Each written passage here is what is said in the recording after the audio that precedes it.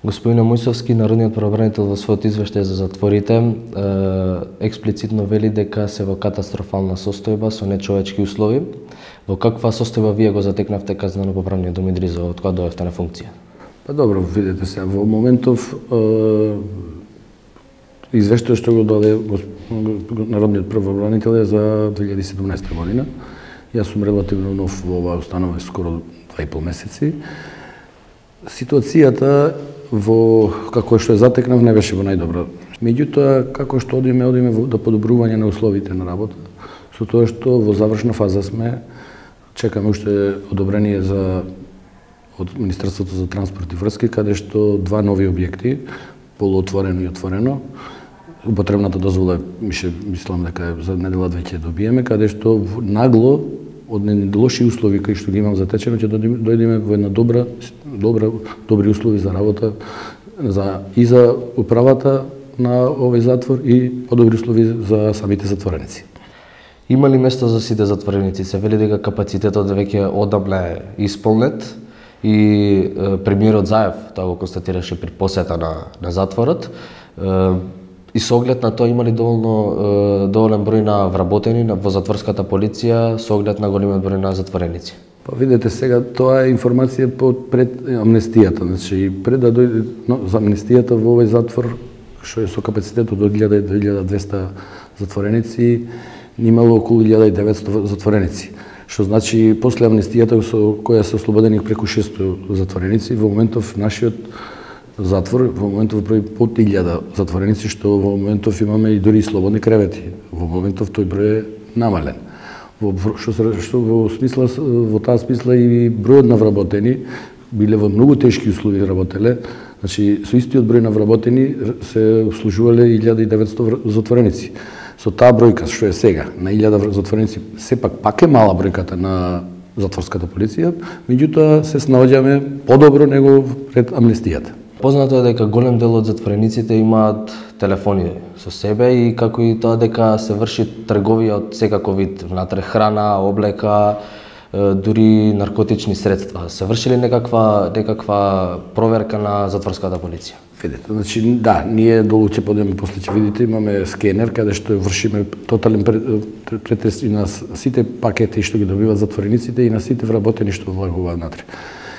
Ние имаме и отворен телефон во Агенцијата за санкции, каде што може да се пријават такви работи за неправилности, правиме раци, наоѓаме телефони, меѓутоа во тој дел ние како управа ригорозно ги казнуваме тие што ги наоѓаме, нарочито затворениците добиваат рапорти, казни, соодветни казни спрема прекршокот што е направен, и го гледаме да го сведиме на минимум тоа нешто ако го имало. Меѓутоа разговараме со затвореници на таа тема. Има ли потребната опрема затворската полиција?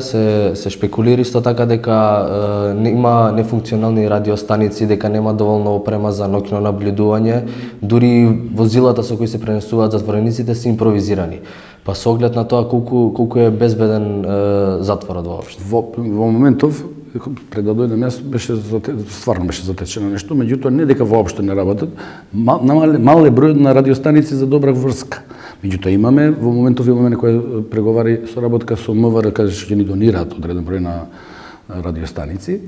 Во делот на возилата во моментов тие што се во моментов имаме една процедура на уште две нови возила што ќе добиеме, каде што мислам дека влагаме во еден добар правец за сигурно спроведување на затворниците до здравствените установи или до судовите. Што е со делот препорот? Се збори дека недостасува голем дел од механизацијата која е таму, каде што всушност затворениците треба да се ресоциализираат.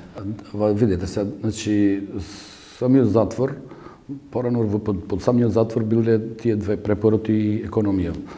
После 2002 година, значи се како два нови правни субјекти, економија и препорот. Тие два нови правни субјекти се што во моментов, јас не можам во име нивно да зборувам дали фала некои машини или не. Во извештајот на Народниот правобранител исто така се вели дека голем дел од затворите немаат доволен број на медицински персонал. Како стои казнено-поправниот дом Идризово по ова прашање? Во самото мое доаѓање во медицинскиот персонал го презеде Министерство за здравство. Во моментов јавно здравство Скопје раководи со тоа и знам дека во моментов имаме недоволен број на доктори, меѓутоа имам 3 доктори обслужуваат и 3 медицински сестри самиот овој затвор. Имате ли воспоставено некаква комуникација со синдикатот на затворската полиција? Голем дел од вработените се жалат на лоша обработка на платите? Значи, кога дојдов прво што направив средба со претседател на независниот синдикат. Значи, имам затечено една страшна лоша ситуација со премногу тужби, премногу исплати, во кои исплати, за жал, во 2017 година само 100.000 евра се потрошени за извршители и адвокати. Плюс што има добивано платата самите вработени. Во новиот закон што се припрема за санкции, што е во завршна фаза треба да биде, беа вклучени и самиот синдикат и самиот претседател на синдикатот, каде што се прават некои измени и да се поправат грешките од минатото. Значи, овие се затечени работи каде што одредени неправилности се правени спрема самите вработени. Докаде е реновирањето на затворот и кога целосно би требало да биде готов? Голем дел од зградата е реновиран, меѓутоа во 2019 почнуваат нова зграда за затворениот дел, така да многу малце ќе се вклучуваат во реновирањето, цела работа се насочува кон новиот затвор. Кои се вашите планови за подобрување на условите во затворот? Значи, главна цел ние да се зголеми, да се оди кон ресоциализација на затворениците, да не дојдат повторно како повратници, да бидат ресоциализирани. Тој дел во последниве 6-7 години е бил замрен од X причини, меѓу кои преголемата бројка. Мислам дека со начинот на пресоциализирање, што е главна цел на сите казнено-поправни установи, ќе дојдеме до подобрување на самите затвореници со добивање на некои сертификати и дипломи во соработка со Работничкиот универзитет.